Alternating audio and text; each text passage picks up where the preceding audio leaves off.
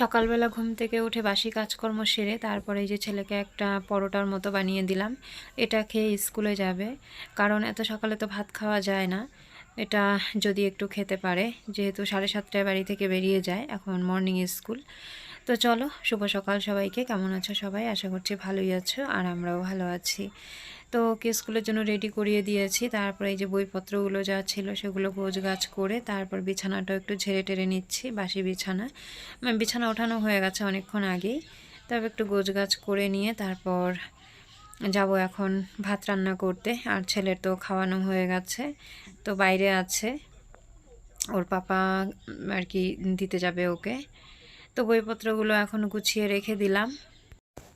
ছেলেকে স্কুলে দিয়ে এসে তারপরে ও চা খাবে, সেজন্য আর এখন চাটা বানাচ্ছি না। যা আছে কাজকর্ম সেগুলো সারি। তো ভাতও বসিয়ে দেবো এখনই, ও এলে তারপর চা বানিয়ে তারপর হবে চা খাওয়া। তো ওই তো এখন ব্যাগটাকে কাঁধে নিতে পারছে না, ওখানে একটা গিট দেওয়া আছে, সেটা যে খুলবে সেটাও বলতে পারছে না, বলছে নেওয়া যাচ্ছে না নেওয়া যাচ্ছে না। তারপর ও ঠাম্মি দেখলো যে ওখানে একটা গিট দেওয়া আছে, আমি দিয়ে রেখেছিলাম। ওই যে ওই সুতো দুটো ঝুলতে থাকে। তো যাই হোক, এখন প্রায় 8টার কাছাকাছি হয়েই গেছে। রোজই দেরি হয়ে যায়, ছেলে ওঠে তো ওর পাপা ওঠে না, ওর পাপা ওঠে তো ছেলে ওঠে না। মানে এদের এত সকালে ঘুম থেকে ওঠার অভ্যাসই নেই। সেই 5:30 6টার সময় উঠতে হয়, উঠে হাত মুখ ধোয়া, ফ্রেশ হওয়া, তারপর ঘুমের ঘোর তো কাটতেই চায় না, তারপর কিছু একটু খাওয়া।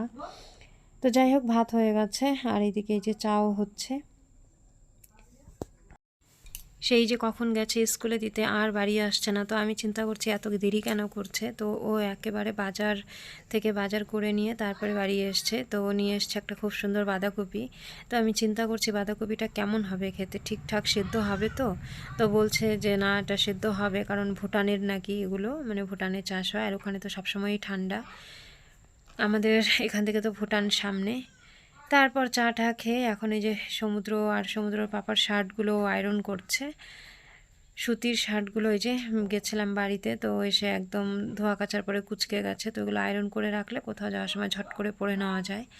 তো আয়রন করা হয়ে গেছে, এখন আমরা সকালের খাবার খাবো। আর আমাদের যেহেতু নিরামিষ পড়েছে, তো শুকনো লঙ্কা, লবণ আর সর্ষের তেল দিয়েই আলু মাখা হবে। মাছ মাংস খাওয়ার জন্য অতটাও খারাপ লাগে না, শুধু পেঁয়াজটাকে খুবই মিস করি, কারণ সকালে তো আমরা বেশিরভাগই সেদ্ধ ভাত খাই। তো পেঁয়াজ দিয়ে আলু মাখার মজাটাই আলাদা, যেহেতু রোজই আমরা সেদ্ধ ভাতটা বেশি খাই আর কি। তারপর একটা টমেটো পুড়ে নিয়েছে, তো পুড়েছে ঠিকই, কিন্তু কেউ আর খেলো না। তো এই যে দেখো আমাদের আজকের বাজার। তো এগুলো এখন গোছগাছ করে রাখবো। কোনটা রান্না করব, কি রান্না করব ভেবে পাচ্ছি না। তো দেখা যাক কি করি। তো অবশেষে সমুদ্র আবার বলল যে পনির নিয়ে আসার জন্য, মানে ও যেতে যেতেই ওর পাপাকে বলেছিল, তো ওর পাপা ভুলে গেছিলো, এখন আবার গেছে পনির আনতে। তো আজকে পনির রান্না হবে। তো এনে ওই যে কেটে টেটে সব রেডি করে দিল আমাকে।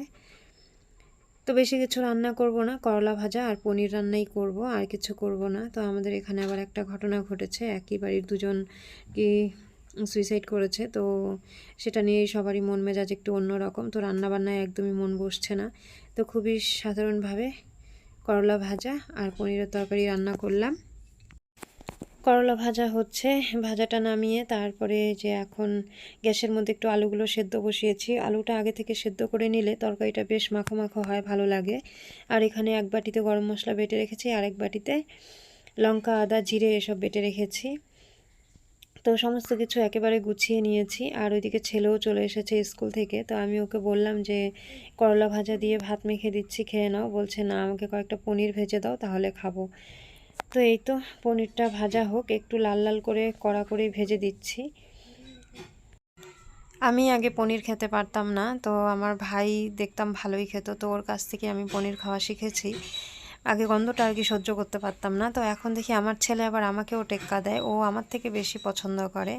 তো যাই হোক, পনিরগুলো ভেজে নিয়েছি, এখন আলুগুলোও ভেজে নিচ্ছি। আর একদিকে এই যে ছেলেকে ভাত দিয়েছি, তো গরম খেতে পারছে না, স্কুল থেকে এসছে এমনিতেই গরম। তো ওর ঠাম্মি এখন ভাতগুলো মেখে দিচ্ছে। তো বলছে ঠাম্মি ভাত মাখলে আমার ভালো লাগে না। তো ও সবসময় আমার আর ওর পাপার হাতের মাখা ভাতই খায়, তো সেজন্য ওর ঠাম্মি আরও হাসাহাসি করছে। তো ছেলে ভাত খেতে থাকুক, আর আমি এইদিকে মশলা কষাচ্ছি। আলু আর পনির তো আগে ভেজে নিয়েছিলাম, তো এখন এই যে টমেটো, তারপর লঙ্কা আদা জিরে বাটা, হলুদ লবণ দিয়ে ভালো মতো কষিয়ে নিচ্ছি। এখন আলুগুলো দিয়ে দেব, পনিরগুলোও দিয়ে সামান্য একটু নাড়াচাড়া করে তারপর দিয়ে দেব গরম জল। গ্যাসের মধ্যে জল গরম করতে দিয়েছি।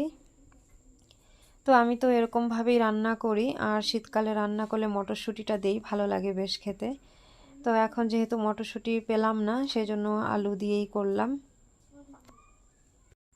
আলুগুলো যেহেতু আগে থেকেই সেদ্ধ করা ছিল, সেজন্য খুব একটা বেশি আর ঝোল দিলাম না। তো জলটাও গরম করে নিয়েছিলাম, সামান্য একটুখানি ঝোল দিয়ে এখন এই যে ভালো মতো একটু ফুটিয়ে নিয়ে তারপর নামিয়ে নিলাম। একটু ঝোলঝোলই রেখেছি। তো দেখতে কেমন হয়েছে কমেন্টে জানিও। তো এখন ভাত নিয়ে বসে পড়েছি।